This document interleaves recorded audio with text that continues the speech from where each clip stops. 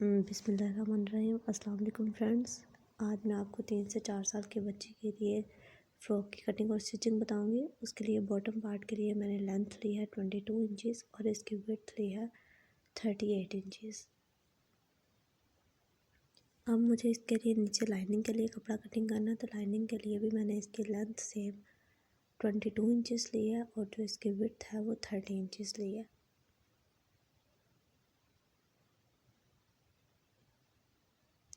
अब हमें योक कटिंग करनी है, तो योक के लिए जो मैंने योक की लेंथ ली है वो 9 इंचज़ है और इसकी जो विड्थ है वो 16 इंचज़ है। अब मैंने योक फ्रंट और बैक को डबल फोल्ड कर लिया। डबल फोल्ड करने के बाद यहाँ पे सबसे पहले हम शोल्डर की मेजरमेंट लेंगे 5.5 इंचज़ और आर्म होल लेंगे हम 5 इंचज़।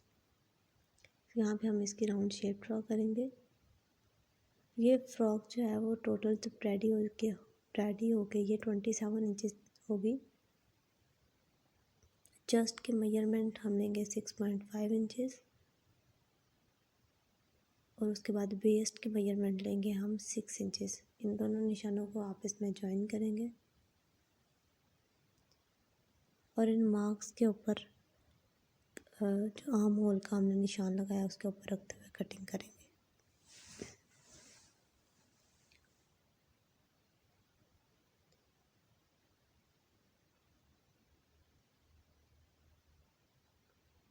आर्म होल की कटिंग करने के बाद ऊपर से आधा इंच की हम तिरछी कटिंग करेंगे। आधा इंच की तिरछी करने के बाद यहाँ पे सिलाई के लिए कपड़ा छोड़ते हुए बाकी कपड़ा हम कटिंग कर देंगे। योक जो है वो मुझे तैयार 7 इंच चाहिए। ऊपर से आधा इंच सिलाई के लिए छोड़ते हुए नीचे से भी आधा इंच सिलाई का मार्जिन रखते हुए एक्स्ट्रा कपड़ा हम कटिंग कर देंगे।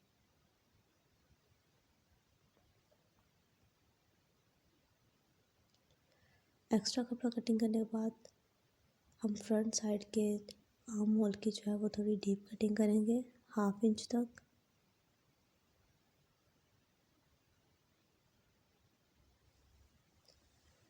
डीप कटिंग करने के बाद हम फ्रंट और बैक की नेक को कटिंग करेंगे। सबसे पहले फ्रंट पार्ट की नेक जो है वो मैं 2.25 इंच यानी 2.3 इंच ले रही हूँ और इसकी जो लेंथ है वो 3 इंचज़ तक है। विड्थ 2.3 और लेंथ 3 इंचज़ है। इसके यहाँ पे हम राउंड शेप ड्रॉ करेंगे और इसी निशान पे रखते हुए हम इसकी कटिंग करेंगे।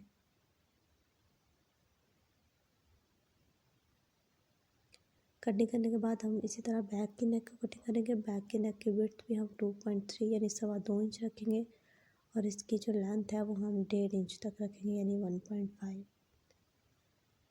अब यहाँ पे भी राउंड शेप ड्रॉ करेंगे और इसी निशान के ऊपर रखते हुए हम इसकी कटिंग करेंगे।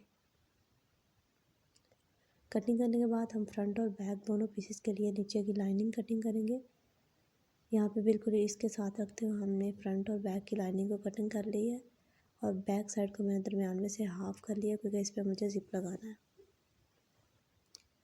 अब स्लीव्स की लेंथ जो है वो 14 इंचज़ और इसकी विड्थ जो है वो मैंने 7.5 इंचज़ ली है। अब यहाँ से 3 इंच पे निशान लगाते हुए हम यहाँ पे आर्म होल की शेप ड्रॉ करेंगे और इस निशान पे रखते हुए इसकी कटिंग करेंगे।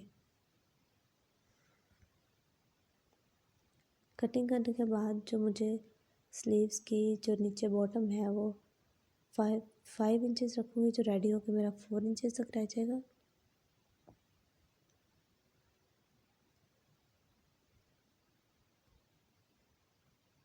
या इसके बॉटम की लेंथ चौड़ाई जो है वो मैं 5 इंचज़ रखूँगी। 5 इंचज़ रखने के बाद हम यहाँ पे जो एक्स्ट्रा कपड़ा है उसको कटिंग कर देंगे। तो ये स्लीव्स भी हमारे कट हो चुके हैं। अब मैंने बॉटम पार्ट के लिए एक और लाइनिंग ली है। इसके ऊपर मुझे नेट के फ्रिल अटैच करनी है। इसकी जो लेंथ है वो 16 इंचज़ है। अब यहाँ पे जो मैं जितनी हमारी योक है उसकी वेस्ट के अकॉर्डिंग उसके ऊपर का पार्ट लूँगी और नीचे बॉटम का पार्ट जो है वो मैं 12 इंचज़ की चौड़ाई रख रही हूँ। ऊपर जितनी मेरी पेटी की चौड़ाई है उतना मैंने 7.5 इंचज़ लिया और इस तरह एक निशान ड्रॉ करूँगी दोनों ऊपर 7.5 और नीचे 12 इंचज़ को मिलाते हुए और इसी निशान के ऊपर रखते हुए हम कटिंग करेंगे।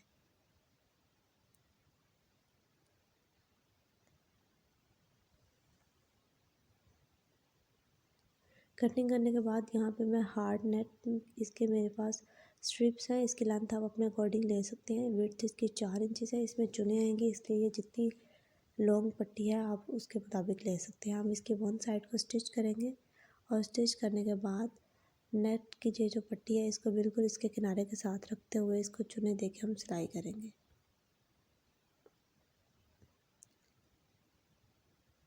इस तरह से तकरीबन हाफ इंच अंदर को फोल्ड करते हुए हम इसकी यहाँ सारी चुने दे देंगे।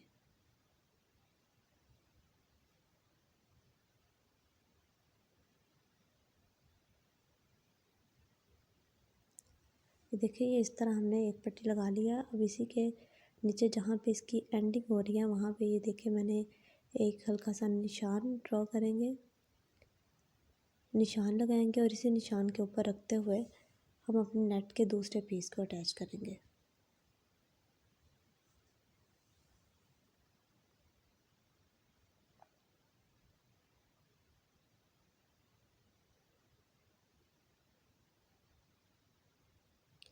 दूसरे पीस को अटैच करने के बाद इसी तरह हमने इसके साथ साथ फिर नीचे निशान लगा लिया और अब इस निशान के ऊपर रखते हुए हम नेट के तीसरे और चौथे पीस को अटैच कर लिया।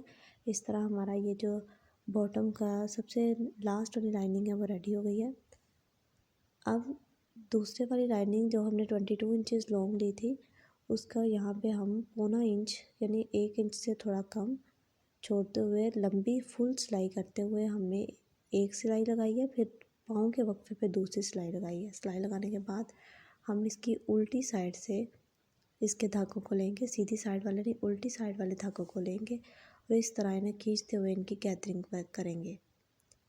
हमने इसको जो हमारी पेटी है उसके साइज़ के अकॉर्डिंग लेना है। इसकी गैदरिंग करके हम अपनी योक जो है उसके साइज़ के अकॉर्डिंग उसको इतना चौड़ा, इसको अपने योक के साइज़ के अकॉर्डिंग चौड़ाई रखेंगे।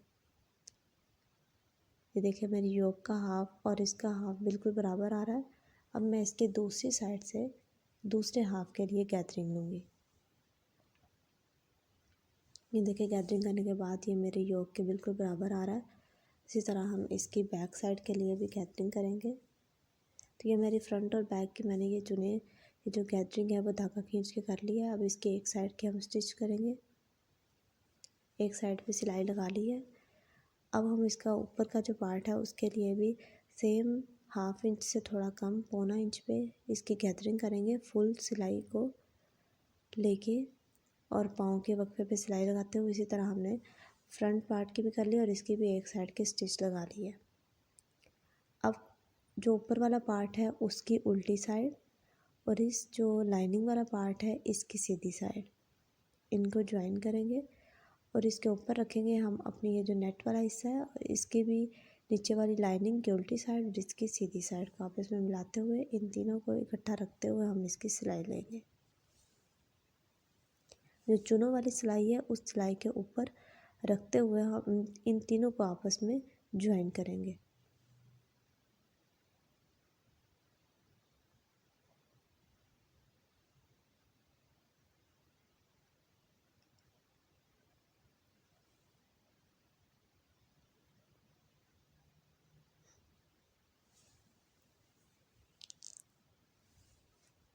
ये देखिए हमने इन तीनों पार्ट्स को आपस में ज्वाइन कर लिया है।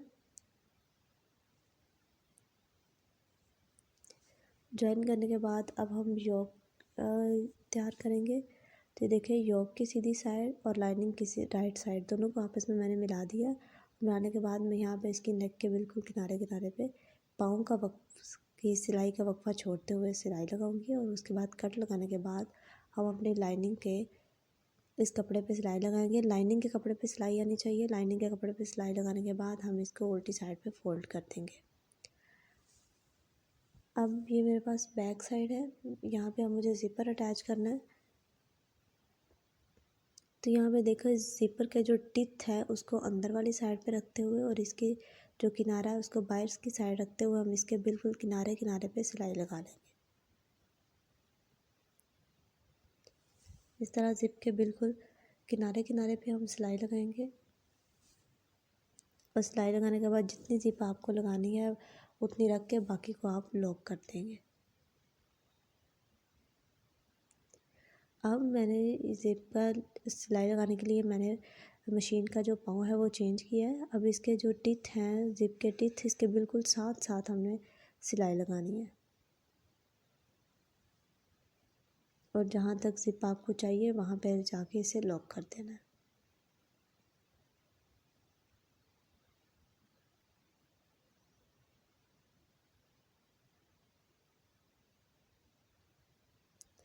ये देखिए यहाँ पे हमने सिलाई लगा लिया। अब इसी तरह जो बैक साइड योक का जो दूसरा पार्ट है उसको लेंगे। उसको लेते हुए ज़िपर के टिथ को हमने इसके अंदर वाली साइड पे रखना है और इसके भी किनारे पे स्टिच करेंगे।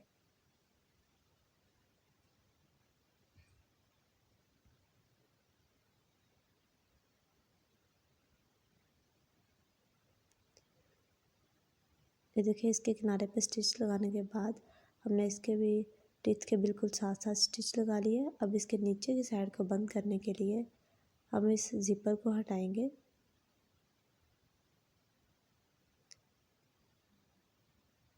यहाँ पे सबसे पहले हम जो हमारी दूसरी साइड है उसके भी ज़िपर के जो टिथ हैं उनके बिल्कुल साथ साथ सिलाई लगाएंगे।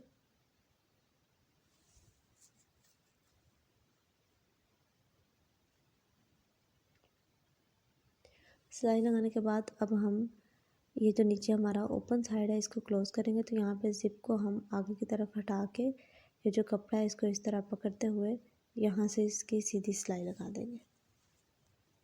तो ये देखिए हमारा जो ज़िपर है वो अटैच हो चुका है। अब बैक साइड की नेक की पट्टी के लिए हमने उरेब कपड़ा लिया और यहाँ पे हमने 1 इंच चौड़ी पट्टी कटिंग कर ली है।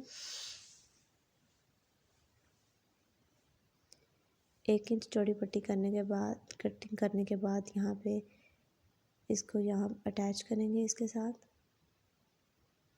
यहाँ पे थोड़ा सा कपड़ा बढ़ा के कटिंग करते हुए इसको अंदर की तरफ फोल्ड कर देंगे।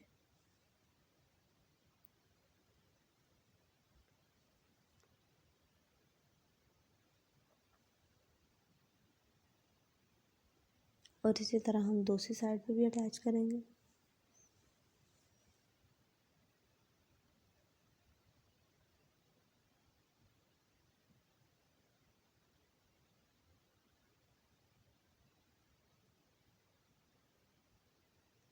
दूसरी साइड अटैच करने के बाद अब हम जहाँ पे सिलाई लगाएंगे तो इस कपड़े को दोनों को इस तरह सीधा करते हुए हमें ये रेप कपड़े के ऊपर सिलाई लगानी है। हमारी योक के कपड़े के ऊपर सिलाई नहीं आनी चाहिए।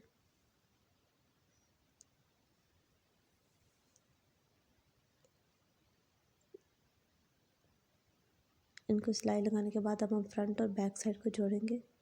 तो यहाँ पे इनकी दोनों को राइट साइड मिलाते हुए इस पट्टी को, बैक साइड की पट्टी को इस तरह ऊपर इनके फोल्ड करते हुए हम यहाँ पे शोल्डर की सिलाई लगा लेंगे। इसी तरह दूसरी साइड पे भी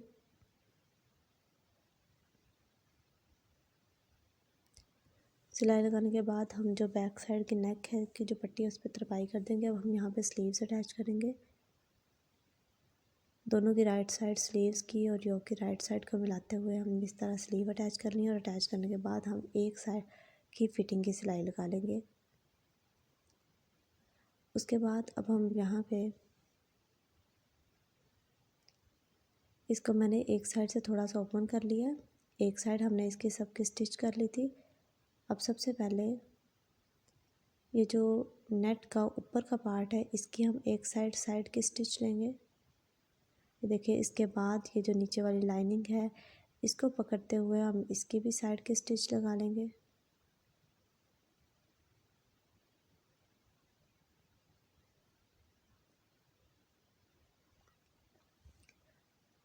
इस लाइनिंग के साइड की स्टिच लगाने के बाद जो हमारी लास्ट पे फ्रिल वाला हिस्सा बचा है जिनके ऊपर हमने नेट की फ्रिल अटैच की है उसको इस तरह से पकड़ेंगे और उसके भी साइड पे स्टिच करेंगे।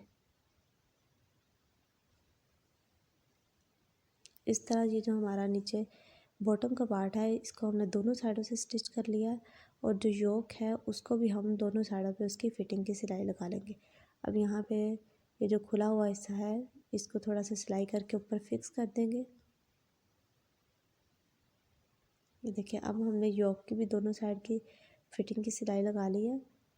अब योक की साइड की सिलाई को और बॉटम की साइड की सिलाई को आपस में मिला के रखेंगे और इसके इस सिलाई के ऊपर ऊपर हम अपने स्टिच करेंगे।